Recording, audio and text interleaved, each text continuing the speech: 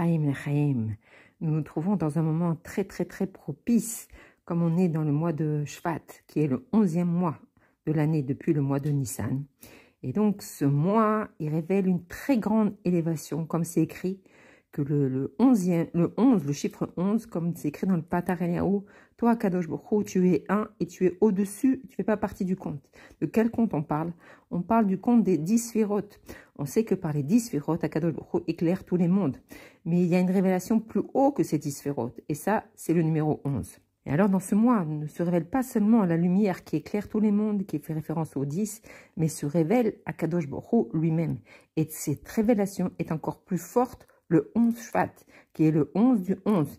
Et il y a encore dans ce mois une autre date qui est encore liée au chiffre 11, c'est le 22. Le 22 Shvat, c'est le 2 fois 11. On va expliquer tout ça. Il y a donc le mois 11 et le jour 11. Et il y a aussi le jour 22, qui est 2 fois 11 et qui est encore plus élevé. Donc, on se trouve dans cet espace après le 11e jour du 11e mois et avant d'arriver au 22 Shvat, qui est le 2 fois 11. Et en plus, ce Shabbat, on va lire la paracha Yitro et la paracha Yitro. C'est le dévoilement des 10 commandements. Donc, on voit que la Torah rajoute un autre chiffre. Elle nous parle aussi du chiffre 11, en nous disant que c'est 11 jours jusqu'au mot Oref. Donc, qu'est-ce que ça nous apprend, ce 11, ce 10, ce 22? On voit que tout tourne autour de 10. Et donc, la Torah nous rajoute 11 jours depuis le mot Oref. Alors, qu'est-ce que nous rajoute ce 11? Nous avons les 10 paroles de la création du monde, nous avons les 10 commandements, les 10 sphirotes. Hacham a écrit lui-même les 10 commandements. Mais c'est quoi ce 11? En fait, le 11, c'est le Gilouï de Matan Torah. Ce Shabbat, il bénit donc le 22 Shvat qui sera la semaine prochaine. Et dans ce Shabbat, on va lire les 10 commandements qui sont aussi liés au 11. Et donc, si on voit bien, on a dans la Torah 2 fois l'histoire de Matan Torah. Une fois dans notre paracha Yitro, et une deuxième fois quand Moshe va répéter à la génération qui va rentrer en Eretz Israël, puisque la génération du désert est morte dans le désert. Donc à cette génération qui rentre en Eretz Israël, Akadosh Baruch Hu répète les 10 commandements. On sait qu'il répète toute la Torah. Et d'ailleurs, ça se trouvait, il a répété toute la Torah, le Mishneh Torah, c'était pendant le mois de Shvat, le mois avant qu'il parte de ce monde-là. Et si on regarde bien, on voit que dans l'année, on lit 3 fois l'événement de Matan Torah. Si on part depuis le mois de Nissan, la première fois on va lire Yitro, ça sera le jour de Shavuot. Ensuite, en été, on va lire Vaetranan. Et là, c'est Moshe qui répète la Torah. Ensuite, comme c'est le cas pour nous maintenant, au mois de Shvat, toujours après le 11 Shvat, on lit la parashat Yitro. Donc, 3 fois dans l'année, on va rappeler les 10 commandements. Donc, à Shavuot, déjà, donc la première lecture, la Torah va nous raconter comment s'est passé cet événement du don de la Torah au mont Sinaï.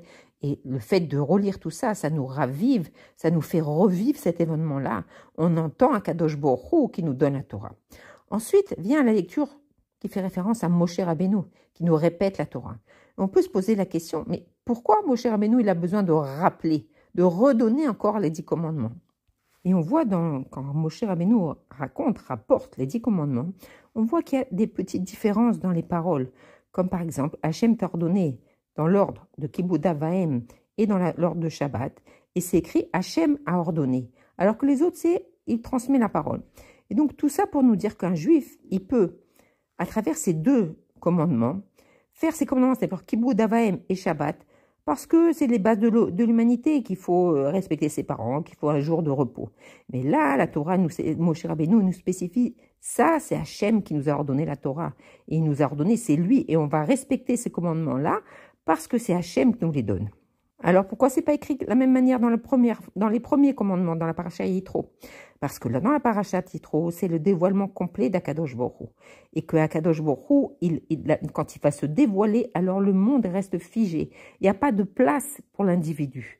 Et donc, il n'y a pas besoin de rappeler que ces commandements, ils ont été donnés par Akadosh Baruch Hu. C'est évident. Et là, la question que le Rabbi pose, si déjà on a entendu les 10 commandements par Akadosh Baruch Hu, lui-même. Alors, qu'est-ce que pour ajouter Moshe? Comment Moshe pour ajouter sur les paroles d'Akadosh Baruch Hu? Pourquoi on doit entendre encore une deuxième fois? Quand on sait que les 10 commandements, c'est pas juste une généralité, c'est toute la Torah. Tout est compris dans ces 10 commandements.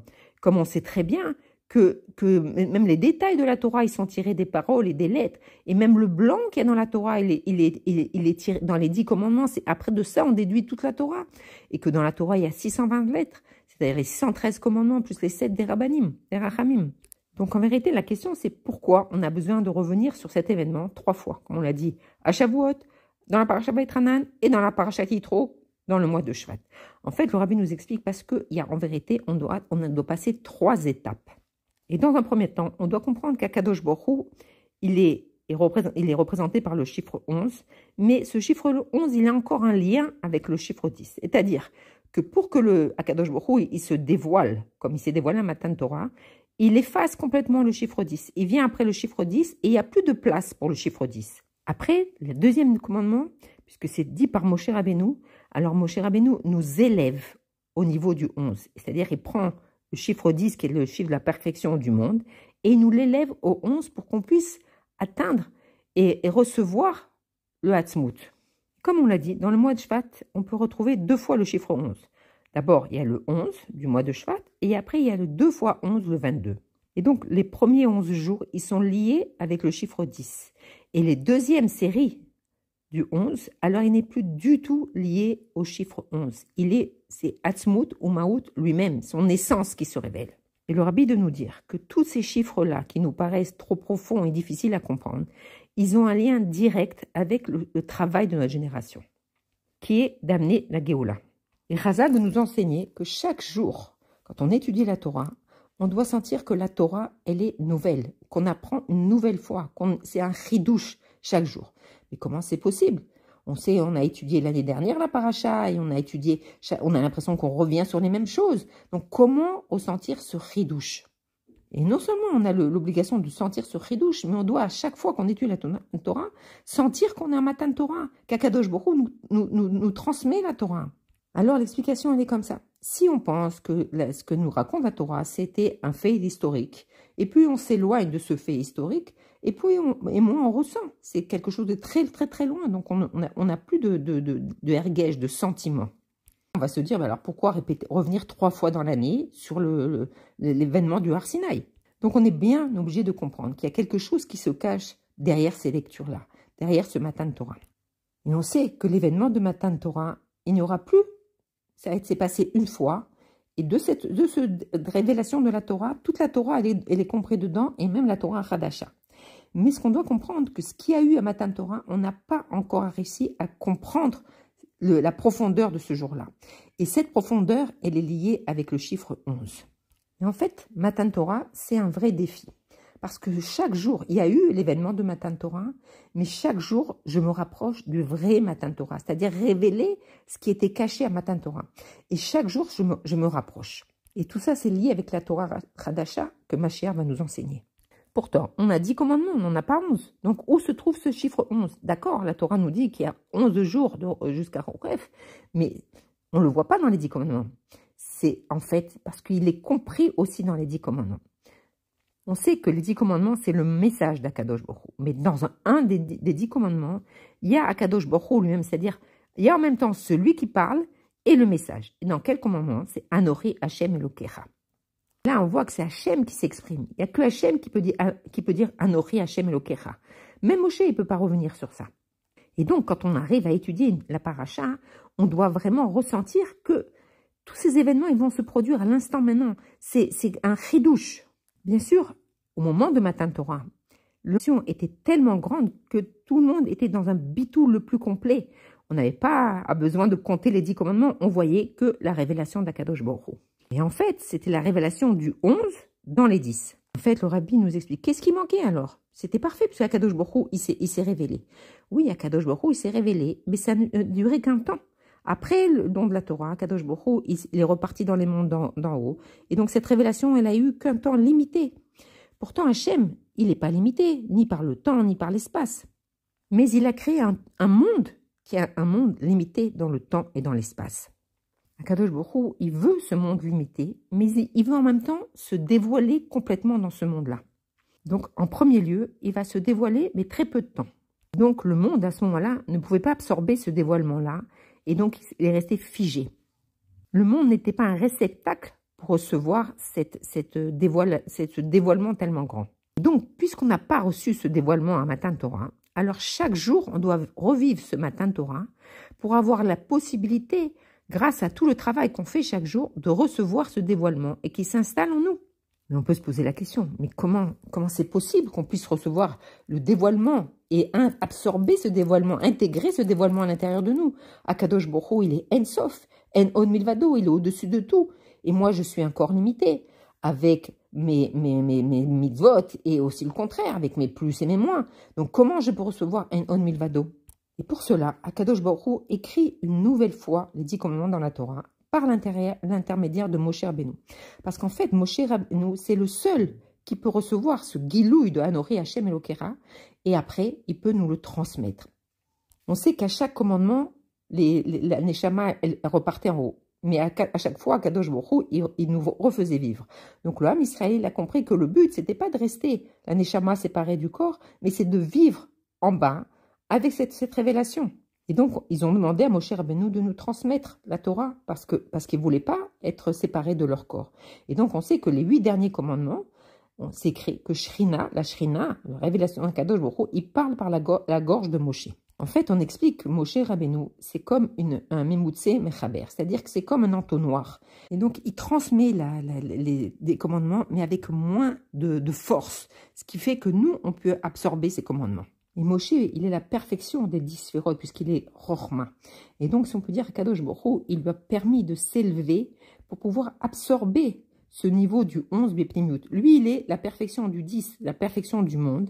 Et Hachem, il l'a élevé pour qu'il puisse intégrer et absorber cette révélation d'Akadosh Baruch Hu, le 11. Et donc ensuite, il peut nous révéler les 10 commandements, parce qu'en fait, il se révèle lui-même. Il va donner sa pnimiut pour que nous, on puisse intégrer. Que c'est à notre échelle. C'est pas l'échelle du 11, c'est l'échelle du 10. Et donc, on comprend que par l'étude de la Torah, nous aussi, on va s'élever au niveau du 11. Que la Torah, c'est pas simplement apprendre tous les détails d'une loi ou tous les détails, mais c'est révéler qui se cache dans la Torah. C'est révéler à Kadosh Baruch Hu qui est au niveau du 11. Donc, quand on va étudier la Torah d'une manière nouvelle à chaque fois, c'est une recherche d'Akadosh Baruch Hu et une révélation d'Akadosh Baruch Hu. Et donc, ces 3 étapes, c'est premièrement, le don de la Torah, mais nos Neshamot, elles s'envolent. Le deuxième fois, c'est dévoilé par Moshe Rabbeinu qui nous donne le 10. Et il faut encore une 3e étape pour dévoiler ce 11. Ça, c'est pas encore arrivé à absorber ce niveau de Akadosh Baruch Hu lui-même, ce Hatzmut. Ça, c'est un chidouche. Et c'est à ça que je me prépare. Et donc, pour recevoir ce chidouche du 11, il faut Chodesh, il faut le mois du 11. Mais si ce chidouche, il n'est pas intégré en moi, alors il faut attendre d'abord le 11e jour du mois. Parce que le jour, il fait à chaque fois qu'il y a écrit Yom dans la Torah, c'est un siman de Gilouï. Et là, donc le 11e jour du 11e mois, on va recevoir le Gilouï d'Akadosh Baruch Hu, et on va recevoir aussi la force de dévoiler le 11. Et donc c'est pour ça qu'on lit toujours la Parashat Yitro, toujours après le 11 Shvat. On reçoit la force de recevoir directement d'Akadosh Baruch Hu. Et on voit qu'avant de dire Anori Hashem Elokera, c'est écrit Vaidaber Elokim Kol Advarim les morts. Et on doit comprendre qu'est-ce que c'est les morts. En général, quand c'est écrit les morts, c'est parce que c'est Moshe qui va répéter au Ham Israël. Mais là, on sait que toutes les générations, elles vont assister à Matan Torah. Toutes les Neshamot, elles étaient. Toutes les Neshamot des Guérim. Tout le monde était là. Donc, pour raconter à qui Hashem nous a donné, ça a été intégré en nous. Pourquoi écrire les morts? En fait, Akadosh Baruch Hu, il nous donne sa force à ce moment-là, cette force de recevoir cette révélation de Hanori, du 11. Et à partir de Matan Torah, la force, elle a été donnée à chaque juif. Chaque juif, même un petit enfant, il peut transmettre la parole d'Hachem. Si on peut dire, c'est la même chose. La Shrina, elle parle par notre gorge. Bien sûr, c'est très impressionnant et ça nous paraît pas possible et ça nous fait peur. Pour cela, le Rav Ginsburg a raconté une histoire d'un Rav qui s'appelait le Rav Moshe Ashkenazi, qui habitait Tel Aviv et qui était un chassid avec un bitoul absolu envers le rabbi. Il voyageait beaucoup au 770 et même quand il était déjà très très vieux, qu'il tenait à peine sur ses jambes, dès que le rabbi rentrait dans le 770, il restait debout jusqu'à ce que le rabbi sorte, que ce soit des tfilotes, que ce soit les longs hitvadout, il restait debout. Une fois, il est rentré en Yeridout. Et quand il est sorti de la Yeridout, il était effondré. On lui a demandé qu'est-ce qui se passe. Et il a dit qu'il ne se rappelait plus du tout de ce que lui avait dit le rabbi. Et non seulement ça l'a brisé, mais il s'est dit peut-être que le rabbi m'a donné des choses à faire. Et je ne me rappelle pas, il était complètement ébranlé. Alors il a réfléchi, il a essayé de se rappeler, mais il n'y a rien à faire, impossible de se rappeler. Alors il s'est dit, j'ai pas le choix, il avait très honte, mais il a écrit une lettre au rabbi en lui disant que malheureusement il avait tout oublié. Et le rabbi lui a dit, au moment de la Yechidout, c'est la Shrina qui parle par ma bouche. Donc c'est pas possible que de s'en rappeler, parce que c'était à ce moment-là que les choses sont sorties. Et donc grâce à ce chassid, on a compris c'était quoi la Yechidout. C'était vraiment un Kadosh Baruch Hu qui s'adresse à la personne qui est dans le bureau. Et donc, on comprend que même un petit enfant qui va répéter Torah Tzivalanu, c'est la Shrina qui parle par sa gorge. Et donc, à chaque fois qu'un juif répète la Torah, c'est la Shrina qui parle par sa gorge. Et donc, c'est pour ça qu'on va terminer tout ce circuit des 3 lectures le mois de Shvat. On a vu qu'à Shavuot, on a eu la révélation d'Anori Hashem Elokecha. Vaïtranan, c'est recevoir la force de Moshe pour me préparer mon Kéli, pour m'élargir mon Kéli, pour recevoir la révélation du 11. Et quand on arrive au mois de Shvat, c'est recevoir la parole d'Akadosh Baruch Hu, la possibilité de répéter les paroles d'Akadosh Baruch Hu, et ainsi, par le fait que je vais répéter, donc je vais répéter le niveau du 11, mais il sera uni avec moi qui est 10. Et même avec ça, je vais commencer à comprendre ce que je vais dire. Donc ça va être toute ma maout, le 10, qui va être uni avec les paroles d'Akadosh Baruch Hu, qui est le 11. Et donc, quand on arrive dans le mois de Shvat, qui est le 11e mois, alors c'est le chidouche, c'est la nouveauté. Quand on arrive au 10 Shvat, c'est la perfection des réceptacles. C'est-à-dire qu'on reçoit le dévoilement d'Akadosh Baruch Hu, mais notre neshama, elle s'envole pas parce qu'on a fait des réceptacles larges pour pouvoir recevoir cette révélation. Et donc, quand on arrive le 11e mois le 11e jour du 11e mois, on est prêt à recevoir cette grande révélation du 11. Mais même si on la reçoit, en vérité, on reste 2 choses. On n'a pas encore réussi à intégrer ces 2 concepts à l'intérieur de nous. C'est-à-dire qu'on a la révélation d'Akadosh Baruch Hu d'un côté, et de l'autre côté, on a élevé notre personne nous-mêmes au niveau du 11. Mais on reste encore 2 choses. Et le rabbi explique qu'Akadosh Baruch Hu, il a voulu une maison dans ces mondes-là. Un exemple, on construit une maison pour quelqu'un qui va habiter. On fait une belle maison. Et ensuite, le propriétaire de la maison, il rentre dans la maison. Mais encore, dans les premiers temps, il ne va pas se sentir dans sa maison. Il y a la maison et il y a lui. On n'est pas encore au stade où sa maison, elle l'entoure et il devient une seule chose avec. En fait, ce qu'on doit comprendre, c'est quand Kadosh Baruch Hu, il se révèle, alors il n'y a plus de place pour la personne. Et si je me sens exister, alors il n'y a plus de place pour la révélation d'Akadosh Baruch Hu. Donc, comment arriver à cette union? En vérité, il n'y a pas d'opposition. Pourquoi? Parce que quand on arrive dans ces niveaux-là, du 11 et du 10 qui s'élève au 11, alors c'est une même chose. Chez Akadosh Baruch Hu, il n'y a pas d'opposition. Il n'y a pas de choses bonnes ou mauvaises. Tout est Akadosh Baruch Hu. En vérité, quand je vais travailler sur moi, justement, pour élargir mes réceptacles, pour recevoir cette dimension, alors Akadosh Baruch Hu, il vient habiter dans ma maison. Et donc, la Shrina, elle descend en moi. Et comme c'est écrit, Israël va Akadosh Baruch Hu, c'est une seule chose. Et donc, c'est ça le niveau du 11. C'est qu'il n'y a plus de différence entre Akadosh Baruch Hu, l'homme Israël, Bezrat Hashem dans la Géoula. Mais en vérité, ce niveau, on peut l'acquérir que quand on passe les 2 fois 11, c'est-à-dire le 22. Et là, Akadosh Baruch Hu, il se révèle tel qu'il est vraiment Atzmut.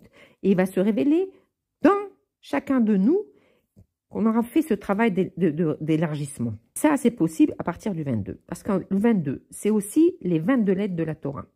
En vérité, les sujets de la Torah, c'est une révélation d'Akadosh Baruch Hu. Mais la pnimut d'Akadosh Baruch Hu, elle se trouve dans les lettres. Remarque, 22, ça s'écrit Bet Chavsofit, Bar. Par toi sera béni Israël. Et là, on ne parle pas d'une révélation d'Akadosh Baruch Hu. On parle Akadosh Baruch Hu lui-même, il bénit chacun du M Israël. Et là, c'est la source de toutes les brachot. Et donc, cette sikha, ce Dvar Malchut, il est peut-être le plus fort de tout parce qu'il nous donne les ustensiles, les outils pour faire notre travail, pour nous servir des mains, pour arriver justement à recevoir ce dévoilement d'Akadosh Baruch Hu et être un avec Akadosh Baruch Hu. Donc, si on peut détailler, quand je dis un Dvar Torah, en vérité, il y a 2 choses. Je pense à Akadosh Baruch Hu, et donc j'ai la pensée d'Akadosh Baruch Hu et j'ai les paroles. Et bien sûr, pour dire ce Dvar Torah, il va falloir que je réfléchisse et que je construise ma pensée. Mais en vérité, si on réfléchit, que quand on va prononcer les mots, les phrases, en vérité, on ne pense pas comment associer les lettres, comment prononcer les lettres. Ça vient naturellement. Et en fait, le rabbi nous explique qu'en fait, toutes ces lettres, c'est la source de toutes les lettres, les sources de toutes les pensées. Et en fait, c'est la source, c'est Akadosh Baruch Hu qui se cache dans les lettres. Et quand j'utilise les lettres et que je les fais sortir de ma pensée, je m'associe à Akadosh Baruch Hu. Et il y a cette union entre Akadosh Baruch Hu et moi. Et en fait, c'est la même idée que les morts. Le fait de sortir ces lettres-là et d'en construire un Dvar Torah, alors Akadosh Baruch Hu, il parle à travers ma bouche en utilisant toutes les lettres. Tout ça est lié avec la signification du 22 Shvat, qui est la dernière de la Galoute et la première de la Géoula. Et si on comprend que chaque génération, elle marche avec le Nassi de la génération, comme on sait, comme le Rachid explique, le Nassi ou Akol, c'est-à-dire qu'il comprend toute la génération. Donc, si on comprend qu'il y a 75 ans, quand le rabbi précédent, il est parti de ce monde et que c'était le 10 Shvat, c'est-à-dire le 10 du 11e mois, alors c'est terminé la construction de la maison inférieure. Ça veut dire que tout notre service, il est lié au 10. La génération qui nous a précédés, c'était une génération très très difficile, puisqu'on a traversé la Deuxième Guerre, la Shoah, le communisme, et après on a eu ce problème des Juifs qui arrivaient en Amérique et qui commençaient à s'assimiler. Et donc le rabbi précédent, il a dû affronter ces événements-là, et c'était une mission extrêmement difficile. On peut même dire que cette génération était peut-être encore plus difficile que la génération de la destruction du Beth Amikdash. Et donc le rabbi précédent, le rabbi Rayatz, il reçoit donc cette génération tellement basse et il l'élève de telle manière que cette génération, elle va être capable de recevoir le dévoilement d'Akadosh Baruch Hu. Et c'est pour ça, avec toutes les horreurs qu'on a vécues cette génération, qu'elle a mérité d'être prête, de terminer le travail de la galoute et d'être prête à la Géoula. Et c'est pour ça que le rabbi précédent, il a dit que c'est une Géoula sans condition. Après, il y a la deuxième étape qui commence le lendemain, le 11 Shvat, le 11 du 11e mois. Mais cette date-là, elle va encore plus s'accentuer l'année d'après, le 11 du mois de Shvat de l'année 5711. Et là se dévoile vraiment la dimension du 11. Et le rabbi lui-même, il explique dans une note du Dvar Malchut que la naissance du 11, elle intervient le 11e jour du premier mois. Et c'est la naissance du Ham Israël. Et on sait que justement, c'est la naissance du Ham Israël dans le mois de Nissan. Et le 11e jour, c'est le jour de l'anniversaire du rabbi. Et là, en fait, le rabbi, il élève la génération d'un cran. Du cran du 10, qui est la génération la perfection mais limitée, et nous élève au niveau du 11. Et là commence un Seder Hadash, une nouvelle habitude. Et qu'est-ce qui commence le rabbi? C'est quoi cette nouvelle dimension qu'il apporte? C'est le travail de la shlichut. On voit que le rabbi, il a commencé à envoyer des émissaires dans le monde entier. Et on sait que celui qui est envoyé par quelqu'un, alors ce shaliach, il est exactement comme celui qui l'envoie. Et donc, c'est un grand mérite. Et que chacun qui était un shaliach, alors il n'a plus de place pour lui-même. La seule chose qui l'anime, c'est de faire l'action et de représenter celui qui l'envoie, qui est de la dimension du 11. Mais quand arrive le 22 Shvat de l'année Tismar, la Géoula de la rabbinite Chaya Mouchka, alors commence une nouvelle étape dans le dévoilement du 11, dans le dévoilement de la Géoula. Et ce dévoilement, il va avoir lieu justement sans annuler ni le 11 ni le 10. C'est-à-dire qu'on va arriver à une union totale entre la dimension d'Akadosh Baruch Hu tel qu'il est dans son essence et le peuple juif qui se sera élevé au niveau de 11 jusqu'à se faire une seule chose. Et tout ça, Bezrat Hashem, on en reparlera la semaine prochaine dans le nouveau cours du Rav Gainsbourg. En attendant, les Chaim et Shabbat Shalom, qu'on assiste dès aujourd'hui au Gilouï du 11 en nous et qu'on puisse recevoir Mashiach. Et Chia donné nous mourir, nous verra nous Melech Mashiach l'Olam Vaed.